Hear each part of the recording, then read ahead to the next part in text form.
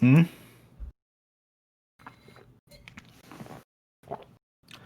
Oof.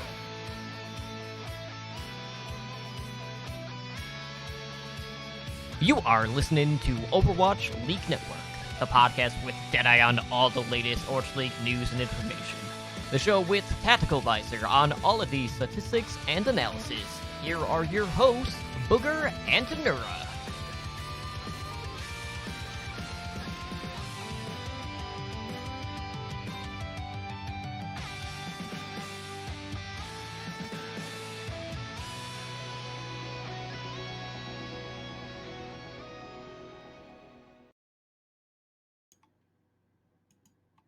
Welcome to Overwatch League Network, episode 132, coming to you live on a stormy night on twitch.tv/OWLN show.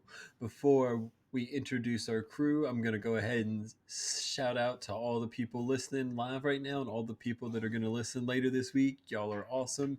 But I'm going to introduce y'all to my co-host, Anura. How are you doing tonight? Good, good. Our washing machine broke, and that kind of sucks. So we just moved those out, and we're about to get some new ones because they're just beyond repair now. Other than that, like week's been pretty good. Just been enjoying the time that I have right now. Summertime. How about you? This is my vacation week from work, but I'm not really into traveling right now. It just doesn't seem like a good idea. So it's going to be a video game vacation for me, playing just some Overwatch and Valorant and a little bit of Team Fight Tactics, just chilling with my dog and my partner, playing some video games. So it's nice. Um, but we had a lot of games happened this past weekend, and we got finalized brackets for the Summer Showdown, which is absolutely excellent. But we did have one announcement from a Overwatch League team, and that is the Toronto Defiant announcing that Zeke, who they formerly had on one of their 2-week mercenary contracts, has now permanently been picked up by the Toronto Defiant. And we did see him in the May Melee and then in one game afterwards, but he's been riding the bench most of the time since then. But he was definitely playing quite a bit of Echo in that May Melee, so this is just like a good backup, good place to round out their DPS line. Anura, you got pretty high hopes for Zeke? Zeke has been all right. I think he looked good last time they brought him in for the May melee, but like overall, like he hasn't impressed me too much. I do want to see more from him. I don't know if this is the best pickup, even in NA contenders. But if they have faith in them, then like go ahead, try them out. Right now, right, I'm gonna be honest. Like Toronto Defiance season kind of looks more like a wash.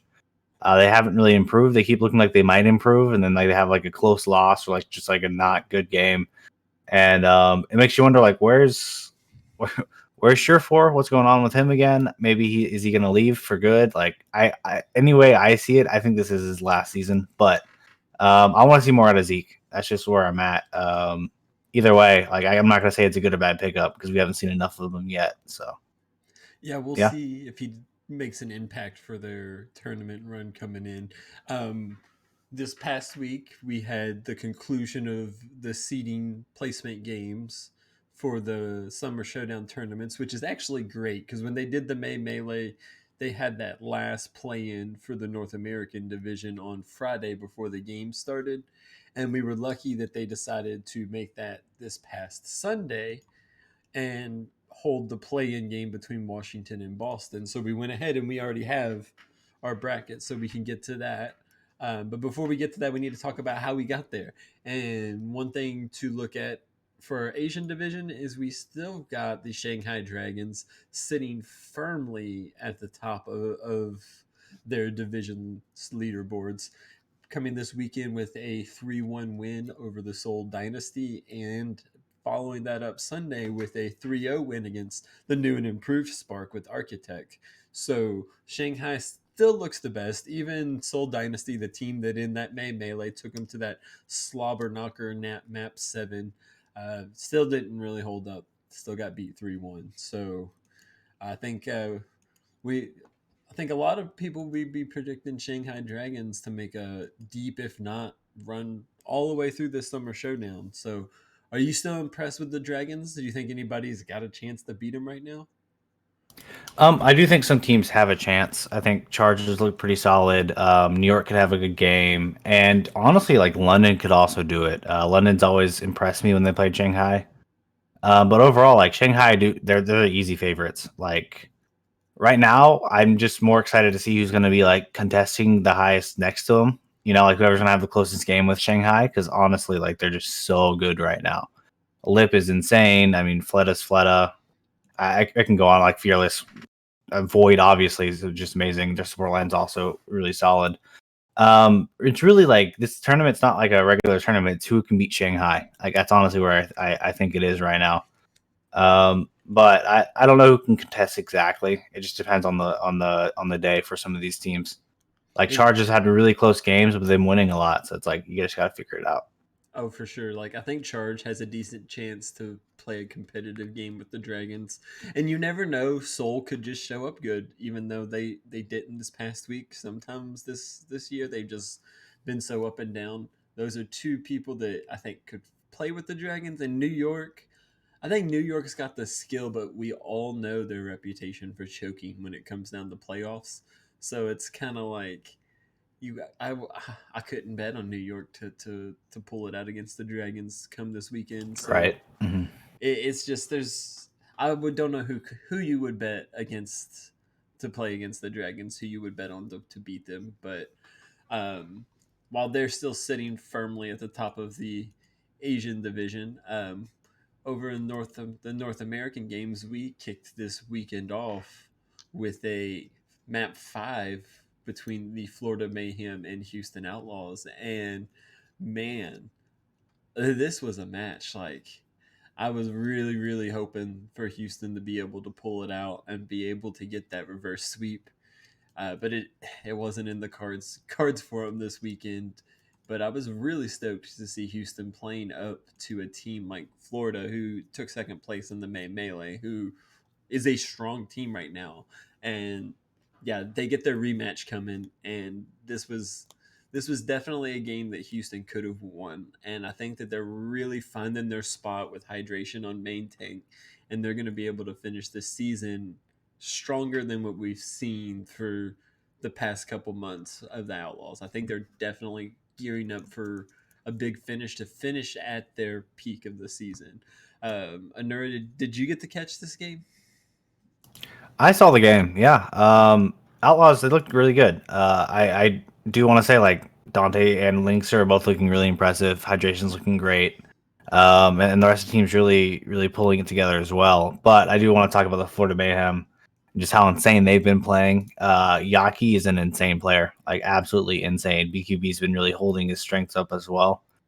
I mean, overall, like yeah, this Florida team's still dangerous in this meta. I think this meta also really fits the Outlaws. It's one of those things where overall I've been impressed by both of these teams, and I cannot tell you who's going to win next time because you know Florida's going to be like preparing for Houston as well, and I don't think Kookie's a bad coach either. Oh, for sure. It's one of those things where it's like this is we're going to talk about it a little bit later, but this game's just like a warm up game to what's going to happen next time. I'm hoping for another slobber knocker like we had this week with Florida and Tennessee, Houston Outlaws. Yep.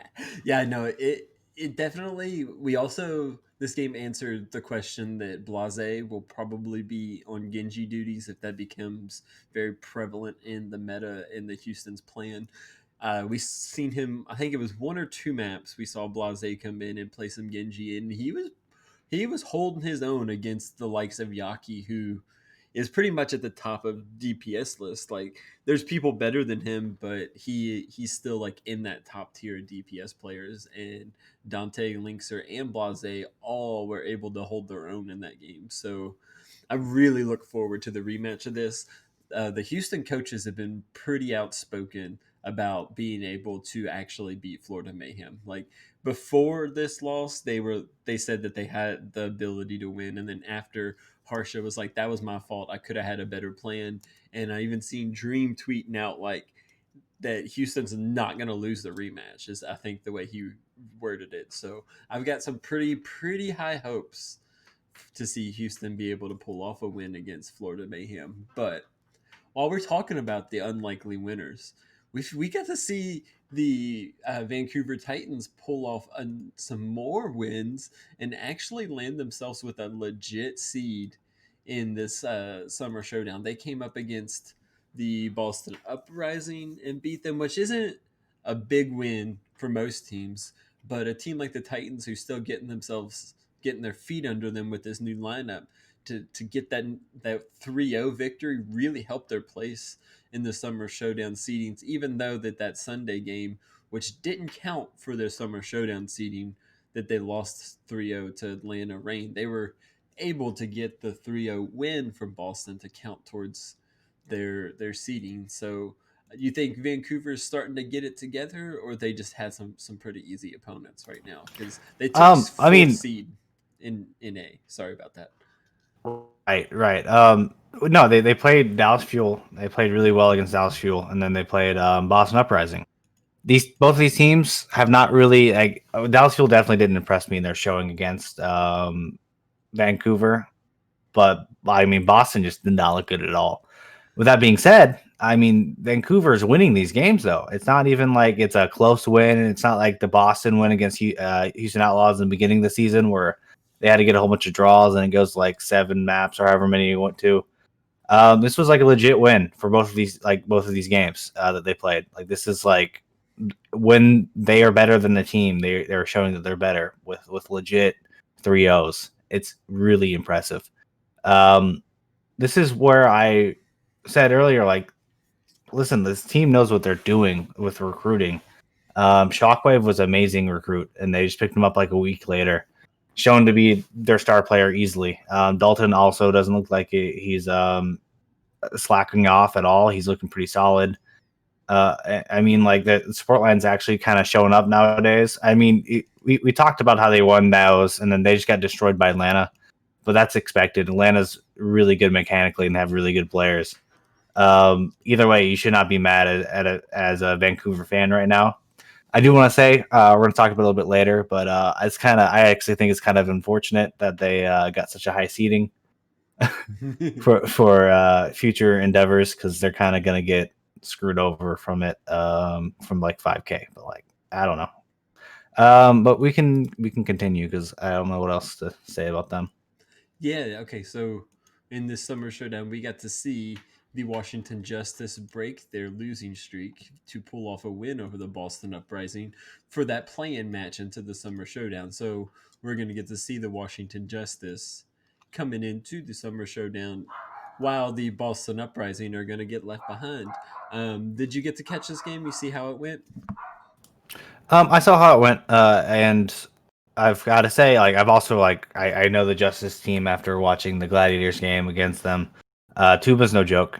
This guy is really gonna Genji. Is it looks like is his best hero. He has not looked this good this whole season. Also, Stitch kind of played up really well. And who did Washington play? They played Boston. Yes, they played Boston. Yeah, they played Boston. Yeah, like I said, like Boston did not look that impressive this meta, but I really do think Washington really pulled it out. And this is for the bracket too. So it's like they squeak in the it's for the bracket for the showdown, summer showdown. And so like good for them. Like they need these wins. They need to start winning. It seems like they're really clicking now. It looks like what Boston kind of went through, but Justice is actually getting wins out of it instead of just like false love. Because Boston kind of just fell flat after their one win against Gladiators.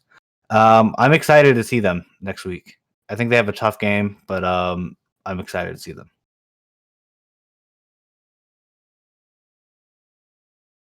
Oh man, I was muted. My bad. Yep. Yeah, no, I don't have super high hopes for Justice going in to the summer showdown, but I do like to just see them get that win because they've been on a drought. I think it's been uh, more than 3 weeks since they've been able to pull off a win, and I don't think that when you look at that Justice lineup, you would that should not be a 20th place team. It just shouldn't be. So to get them into that 19th place, maybe getting a little closer to where personally I feel like they should be. Um, it's good to see The that. one more But place. yeah, just one more place. I definitely think that they belong a little bit higher than a 19th place They're team not with some of their Boston. All talent. right. Yeah, they're not. They're really Mhm. not. But I think I don't know. Justice has been very good at disappointing their fans whenever they think they're about to go on a run. So I would, yeah, there's. I'm scared for their season, but it's definitely good to see them squeak into the showdown. And speaking about another team that we got coming in that I think is probably going to actually do really well going into the showdown, despite their seed, and that's the Paris Eternal. Um, Paris were able to play like an absolutely great game this weekend against LA Valiant. We know the Valiant is strong, and to me, even though he wasn't in all four of the maps played, I think that this might have been one of Sparkle's better games in the Overwatch League. We got to see him pull off just some crazy things on Genji. I think he got more than one 3 or 4K with blades with no nano. Like Sparkle was Mhm. going wild when they put him in, but we also didn't see him in every single map. So it's kind of like showing that Paris is kind of understanding that he's going to be like their Genji specialist. He's probably going to be maybe their tracer main. I don't know. Was soon on the lineup, and he's been like popping Mm-mm. off here and there throughout the season. I just think it's good that they're looking to utilize him. Maybe not just trying to force the Genji every single map, but they definitely played it smart to beat the Valiant because you got to be a good team and you got to have a good strategy to beat the Valiant right now with how hot they've been to be able to shut Shax down on some of his insane plays. Yeah. So, what I really want to put in the focus is like what Sparkle needs to play for this team. I think he needs to play Genji to the level he has been, Doomfist, Farah, and then I don't know. He should fit in a lot more for this team, but he's going to be the pure projectile. So overall, like he's looked impressive on Genji, of course. Um, and I want to see what else he can do. But right now, I don't know where else he fits in exactly. But it looks like they're figuring out his spot, which is fine. I wanted to see his Echo. I'm sure he's played it a little bit, but like I want to see more if he has. I haven't been able to catch all of their games, but I normally watch the highlights for most Paris games. So we'll I want to see more, and I'm sure we're going to see more of him later. Oh, for sure. And like the map that they benched him on was for Junkertown. So that's kind of like a map that, especially on that point A, you just don't really want a Genji player. You don't really want a Doomfist player. Like all of his best heroes just aren't that good for the the Junkertown, specifically point A. So they went with the Soon XZ lineup. XZ showed off a little bit of Widowmaker and some Ash, and seeing Soon come in to play the Tracer, which is just like his trademark. And it seems like Tracer is going to be super prevalent in this meta right now. We've been seeing tons of teams run it. I think that a little bit off track, but I think that Tracer, when they made her damage fall off further away, that buff has been affecting her slowly, and that people really didn't realize how much of a buff it was, and that's kind of like had an aftershock to like keep her in the meta now, and I absolutely love it. Like watching tracers on the Overwatch League level is just a pleasure. And speaking of a player that had a pretty tough time with Tracer this weekend, and that was Carpe when his Philadelphia Fusion just got whooped by the San Francisco Shock. Specifically, I don't know if this was a case of him getting boomed, but specifically in that their first control map, Ons just had Carpe's number in the first round of their control.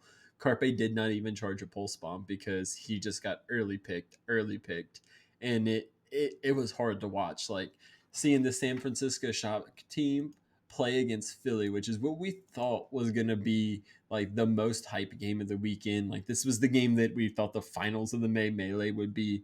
And to see Shock just dumpster Philly like that, like I had a lot higher expectations for them, but it kind of looked like they got a little bit boomed. Like Shock got in their head. What'd you think about this game? Were you surprised at this?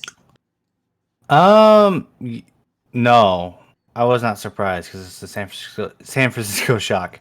Like, Yeah. I was more surprised on like general performance of the DPS from Shock. I didn't think they were that much better than everyone else. I didn't think Ons was like better than Carpe on certain positions, or Striker was better than Carpe. Honestly, I do think that Hisu and Carpe both looked pretty quiet for most of that match. But I mean, you've got to take credit more to Shock and how well their DPS played over anything that Philly did, because honestly, it was insane. I was not expecting something this like dominant over a team like Philly. And people have pointed out that this is a really strong meta for the Shock.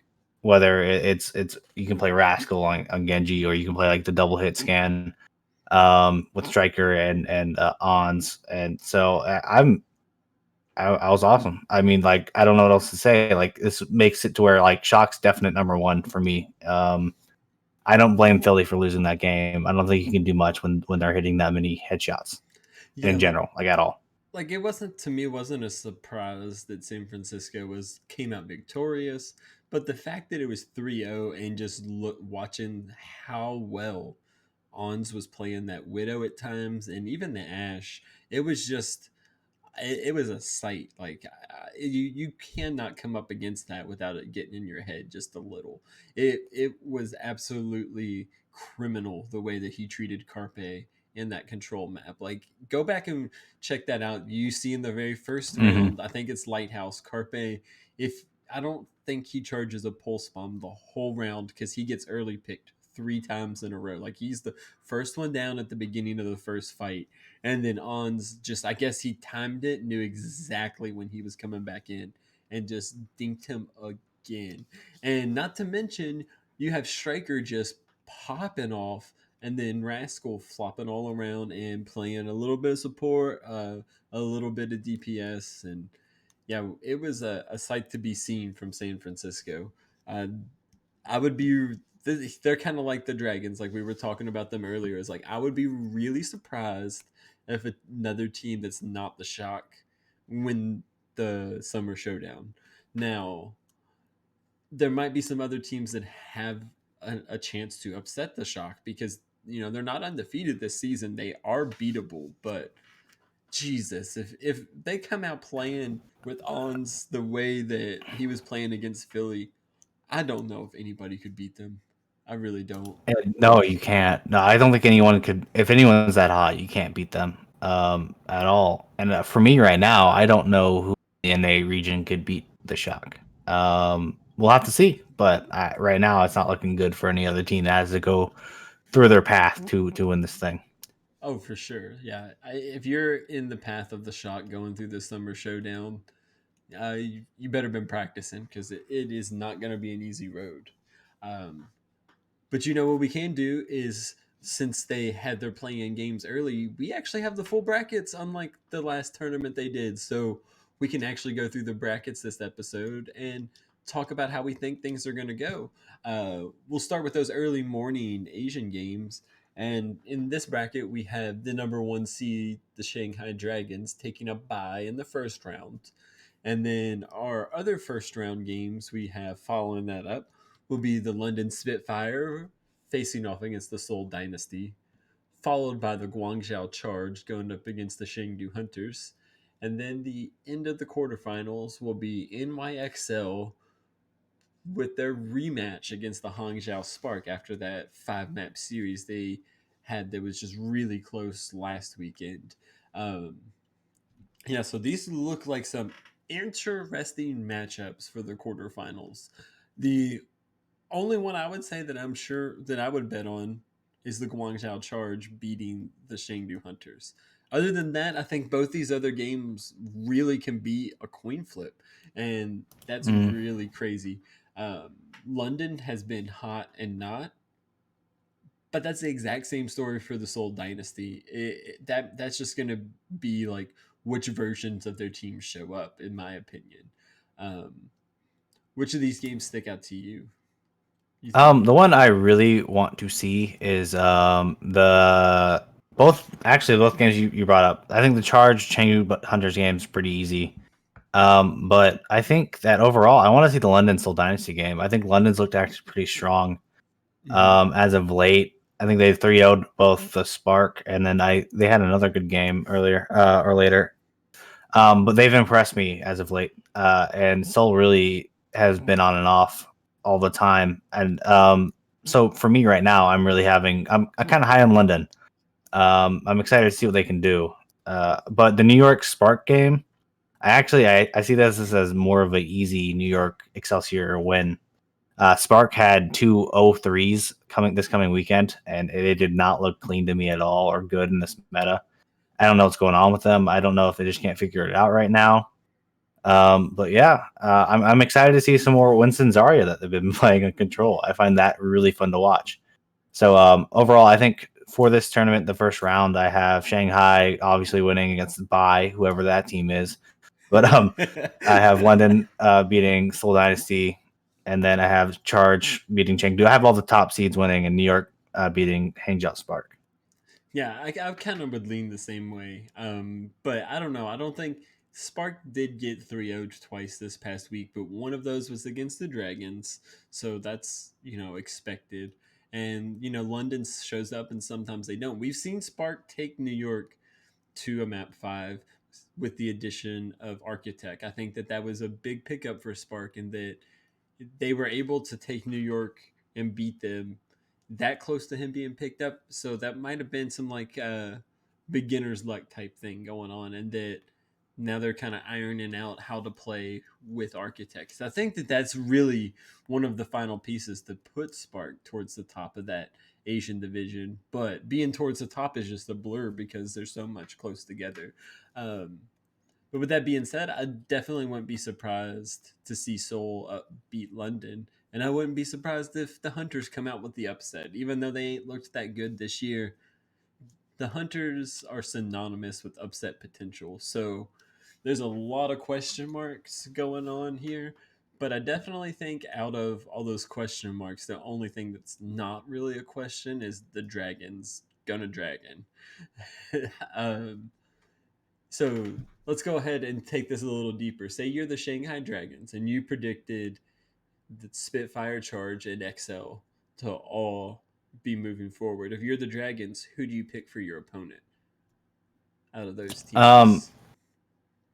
I said they would pick London, but I've been thinking about it, and they might pick like someone like New York, because I think they can easily beat New York. They've had actually some struggles with London in the past.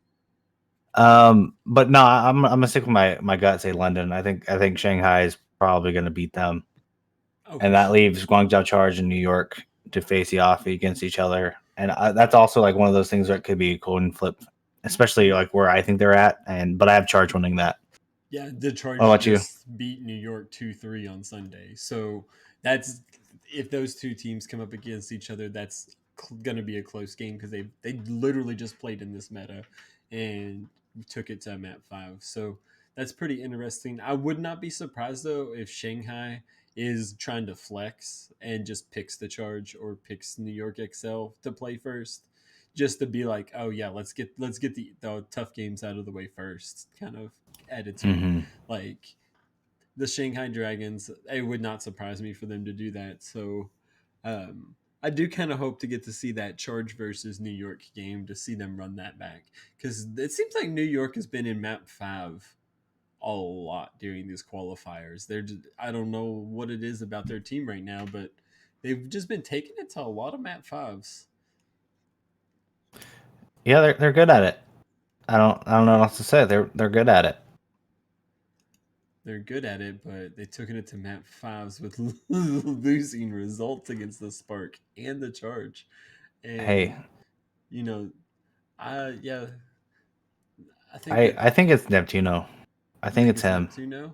Yeah, because you remember Philly like season 1 and season 2 with the map 5s. It's got to be Neptuno. I know he hasn't been playing as much, because of coronavirus. But But just like, the I do think energy, it's him. yeah, just the energy being there. I can back that. I see where you're coming from. Hmm. But that's what we got going on for the Asian division.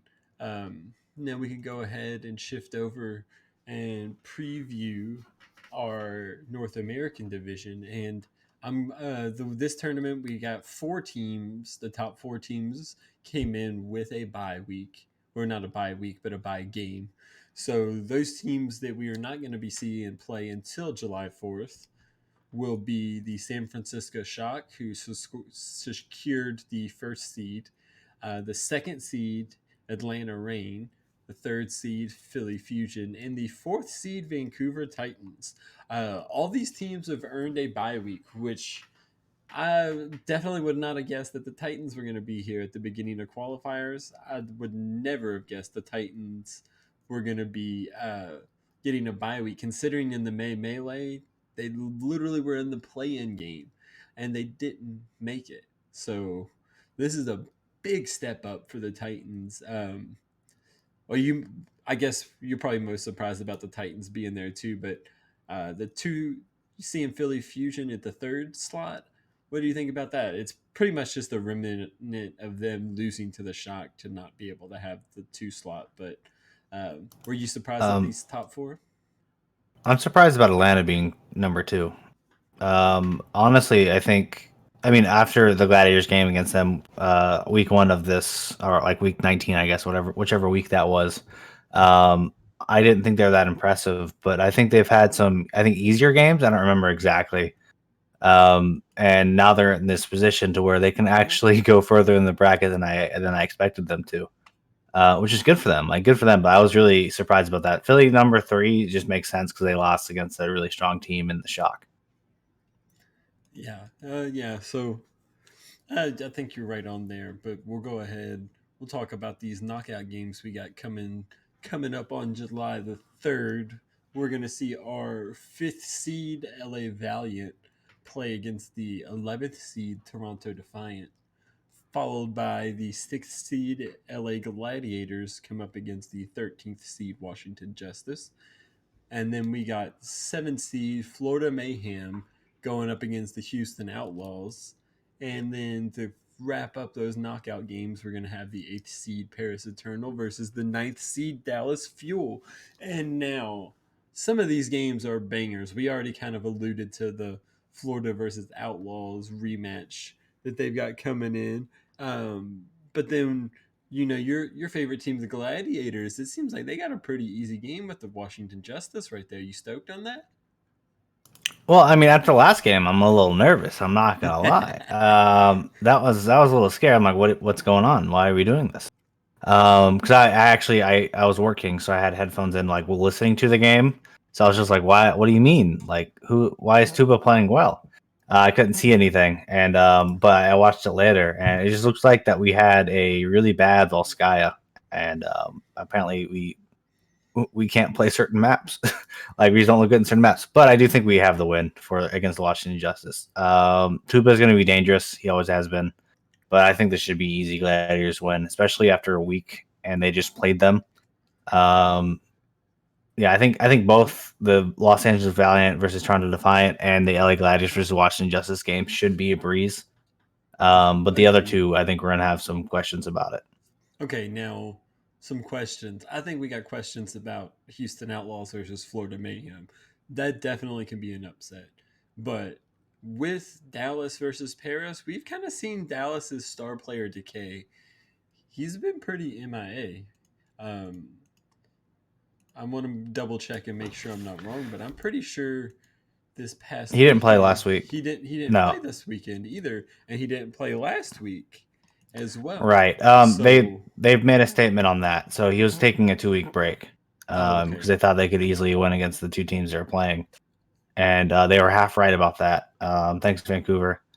But so it makes the game a lot more interesting for that Florida, not the Florida, for the Dallas Fuel Paris Eternal game, where you now have Doha and Decay versus XCI and Sparkle, and so I'm excited about that one now. But we did talk about the Houston Outlaws versus Florida Mayhem earlier. I do have Florida still winning. I think that they're both going to try to counter strike each other, do some crazy stuff just to make it further in the bracket. But I do have Florida winning this just based off of their previous performances against other teams. And for the Paris versus Dallas Fuel, I have Paris winning it just because I think they have a higher chance. But I wouldn't be surprised if Dallas Fuel come out swinging. What about you? What do you have for them? I'm still not confident that Decay will be back. Like they said that he took a 2 week break because they thought that they could win, but really, who's gonna do that with someone like Decay? Like unless that was something that he really wanted, it's just very surprising to me that that would be like that would be allowed, especially for the seedings. But I definitely would have to say that I favor Paris in that game big time, just because it seems like they're meshing their team together really well with all their talent. And if they keep up playing like they did this past weekend, Paris got that on lock. Dallas, taking 2 weeks off, he's gonna have to readapt to playing with the team again. And if you're taking 2 weeks off, he might have been taking a break and just like playing some other games and not really going that hard on Overwatch. And yeah, I'm not confident in Dallas's ability to pull off a win against Paris at all. Um, That's but fair. I would like if Decay comes in and carries. Decay is going to carry when Decay carries. That's just how he's going to do. So I Right. don't think Mm-hmm. that it's absolutely insane to pick Dallas to be the winners, but I ain't going to put no money on it. That is not one to bet money on. Now, That's the one you put money on out of these four. I think that's the one you put money on because no one's going to pick Dallas. oh Like no, actual, you know what kind of I think that's the one. the underdog status that Houston's got when they pull that win off, a 10 seed versus a 7 seed in Houston's low rank. I bet the bet odds you Well, could you guys just want them at 5 with them. yeah, Like but they know that. think about the gambling odds. I guarantee you that you're going to be able to make money if you were betting on Houston and they when they We'll see pull this one with off. the odds. When they pull this one off. Yeah. So let's go ahead. Let's look at some of these teams that get buys. Who do you think that they're going to pick? You think San Francisco? Um, who do you think what's going to be their target opponent going into the showdown? I know they don't want to play Florida, and I know they don't want to play Paris. I can guarantee you those are the two that they're really looking against. I see out of the four, sad to say, I think it's going to be the Gladiators. Um, I right now we're not looking that strong as a team, and I can see them really just preparing for us and just figuring out a Ryan comp and just dismantling um, us as in the Gladiators apart. So I see them picking that one. What do you guys? What do you think? Who do you think they're gonna pick? See, I think that if the high seed in all of these games wins and there's no upsets, that the shock would probably be targeting the Gladiators. But with that being said, I would not be surprised if the Houston Outlaws upsets Florida Mayhem and then gets to play the shock. Like that wouldn't be out of line. Or say Dallas. I think if Dallas beats Paris, that San Francisco could pick to play them. They definitely would probably lean towards one of the upset games. Um, but when I'm looking at this, the Vancouver Titans, when it's their turn to pick, I think that the oh man, I might be wrong, but doesn't the first seed get a pick first? So Vancouver Titans is just No, going to get first seed, and it's Atlanta at number 2. Titans do not yeah get to pick at all. yeah. So Vancouver's going to get leftovers. They pick fourth. Yep. Um, hmm what team do you think that they can beat? Is there even any? Vancouver? Yeah, No, they can't beat any of these teams. Sad to say, I don't think they can. It really this hurts them. I think they could have made it easy $5,000 other than the bottom seeds. Maybe like if they were like doing pretty good, like maybe they're fifth seed and they get to play like Toronto Defiant or whoever wins from the Boston game. But they didn't get that chance. Now they're fourth seed. Now they have to play an actual contender. Which I mean, good for them for being fourth seed. That's awesome. Like good for you, but I think the org would actually appreciate that $5,000 from the win, but I don't see them winning any of those games. I think they're gonna be one and done or yeah. 0 and done. I kind of feel the same way. I think any win that Titans get is going to be hard fought and a big victory for them. Um, But yeah, I definitely. I mean, personally, if I'm betting money, I think that San Francisco Shock totally takes this tournament. Um, do you have any idea of another team you think could dark horse it up? I know Philly might have a chance if they take that this past week's loss and use it for fuel, kind of like we've seen the Shock do, and lose one game and then just sweep everybody for a period afterwards. Like, I guess the Philly Fusion could do that, but who's on your dark horse radar? That's what I'm getting at, Anura. Who's on your Um, dark horse? what's I can tell you who's not on my dark horse radar, and it's the Atlanta Rain and LA Valiant, which I see them playing against each other. I don't see both of these going far. I think Valiant looked really weak this past week. And Atlanta Rain just has not looked strong in general. They played some easy teams this last two games they played, so I'm not really looking forward to seeing like them play. But I mean, my major dark horse is Parrots Eternal. They're eighth seed right now because they had a really bad 2 week break with the hero pool meta, and they just couldn't get it together with Sparkle.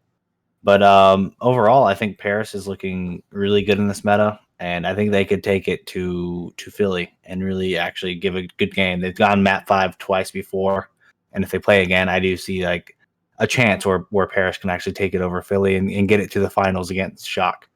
But I don't see anyone beating Shock right now. I think this is a really good meta for them. I mean, obviously, and we'll have to wait. But I think my number 2 right now is actually Paris, which is like a little dark horse. Okay, so I'm gonna have a hot take right here that you would He's not not expect lost. to come from me. Is that Houston is gonna have a pretty big advantage because you know what we've been seeing a lot of this past week since the hero pools got turned off, and that's Widowmaker. And you saw the performance that Ons put on with Widowmaker this past week against Philly Fusion. Well, Houston has a player named Linkser who has put on performances that are almost right there Mm, at Widowmaker. I don't Yeah, know. it can No, happen. I get it. If Houston beats Florida, they have a really good chance because I don't know where Houston's gonna go past then. Exactly. And nobody's going to be Um, expecting it. They're not going to be planning for them. They're going to be able to take some teams off guard and be like, pow, surprise. And right. imagine if they just get so lucky and get to play the Vancouver Titans in that second round. Oh, that would be Yeah, I don't know excellent. Uh, because I don't think Philly would want to play because I had Vancouver Titans going as Florida Mayhem and I had Philly Fusion playing Paris Eternal because I don't think Philly Fusion doesn't want to play like Florida Mayhem, but I could see Philly like wanting to play the Houston Outlaws, yeah. and I think that's going to be a tough game. I do think they could be really strong. I think they're strong in this meta. I think they have like a strong point. I think their strongest is double hit scan. Just get Dante in on Tracer, Yeah, and you guys should be fine. Tracer Widow. But That's been well, like pretty prominent. We've seen like a lot of Tracer Widow, a lot of Ash Widow, and personally, if I'm setting like the DPS, like what's going to be strongest, if I'm thinking about the Houston Outlaws, I'm like they would be the strongest in either like a Tracer Widow meta or maybe like a Sombra Doomfist meta. I think those are like their top pairs of being able to play DPS. Revolving around like Dante's best heroes, the Sombra or the you Tracer. guys, you guys gotta get Sombra Tracer in the meta Yeah, to true. really contest other teams. But I mean, there's a chance. For me, I just saw Florida winning. This is like it's a really tough first game. It's a really tough first game. It's probably like it might be one of the best games of the week. Just looking at what could happen. So I'm excited to see it. I can see where it could be a dark horse. I can agree with you on that, but I do see. I couldn't see. I don't know, maybe. I see Paris being really hard for Houston Outlaws. I can see. Oh What's the other yeah, team? they'd have. Of course, Shock I don't think that there's and any maybe scenario Valiant. like Houston would have no easy games, but 100%. Yeah.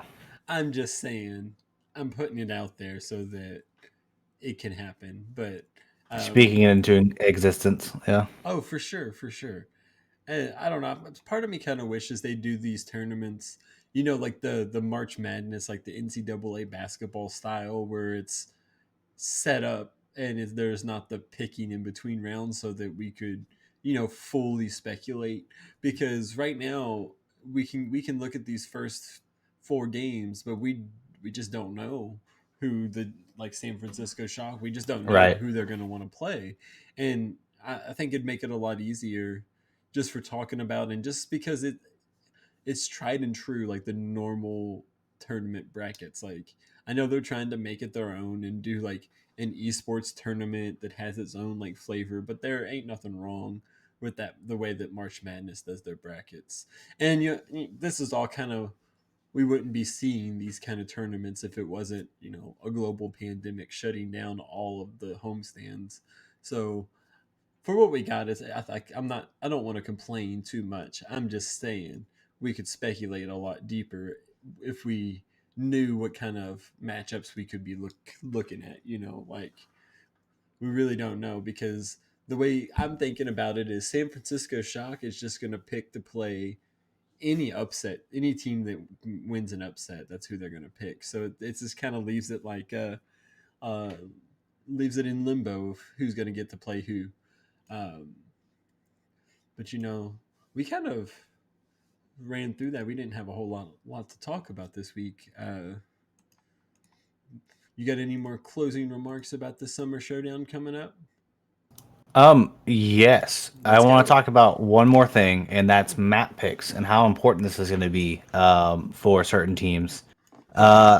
Especially like teams that want to play double hit scan more than projectile. Like maybe they don't want to play Genji.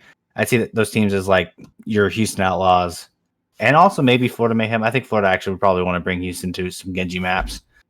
Um, and like another team you want to really bring out is the LA Gladiators. They want to probably play a Ryan Comp.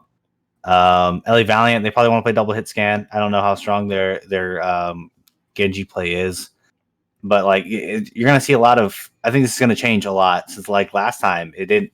People didn't think it changed that much between the games. Like either whoever picked because it's loser map pick, so they always felt like it wasn't that strong last time. But I see that this week it really coming into play, and I'm excited to see what coaches will bring for certain maps and what they can do to really screw over other teams on their special comps.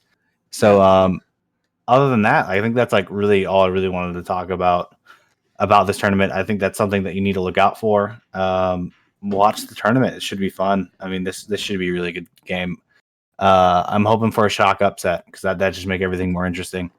so Or just a really close game. I don't know, but yeah. And basically you? what I got from your map pick analysis is you're saying if you're getting run over by Sparkle, take them to Junkertown because then they'll probably bench them if they do the same as Yep. past week. Yeah, like Exactly. Yep. yeah, I follow what you're saying. Um, I think the loser map pick is definitely huge. It to me seems like it'll lead to less sweeps because teams can go in with their set strategies and be prepared, and that makes games easier. So I will definitely be paying close attention to map pick percentages. Maybe we'll do a little segment on which teams picked which maps the most after this next week.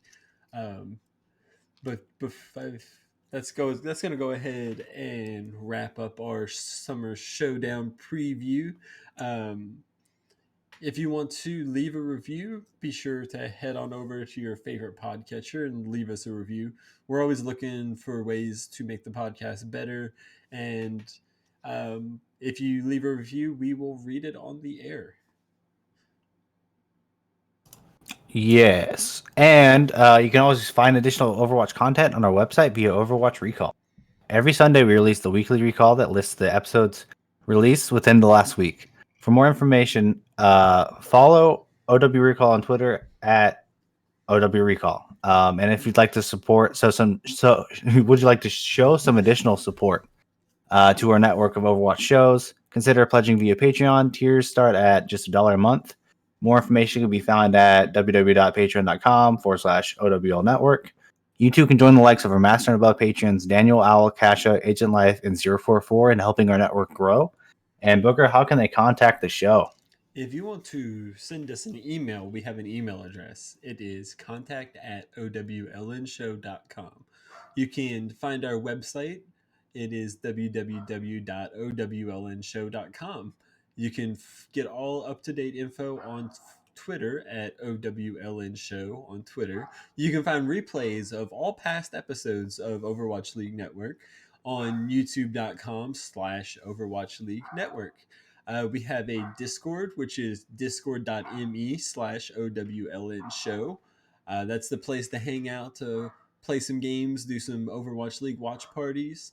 Um, if you want to catch any of our shows live, if you're listening to this later and want to check it out live and hang out and chat with us, you can go to twitch.tv/OWLN show. And we are Twitch affiliates, so you can help support the show by subscribing to our channel and earn the network emoticon.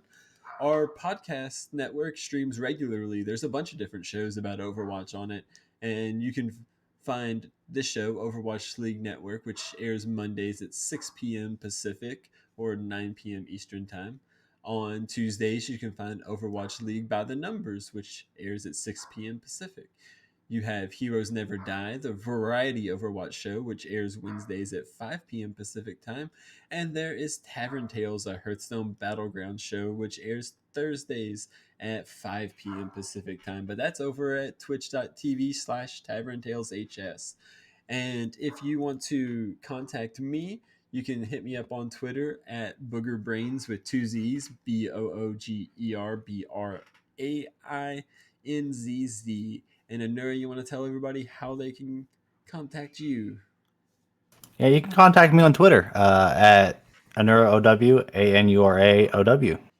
And I think Oh, that's yeah. all, folks. Last one thing to add on. We've been hanging out for watch in the watch party server of the Discord for a game a week, and this Sunday we don't know who the game's going to be, but I'm going to hang out in there for the finals of the summer showdown. So whenever you see the finals coming up, if you want to hang out in the Overwatch League viewing party on our Discord on that channel, I'll be hanging out in there watching some games. It's a lot of fun, so stop on by, and hope everybody listening has a great week, and we'll see you next time.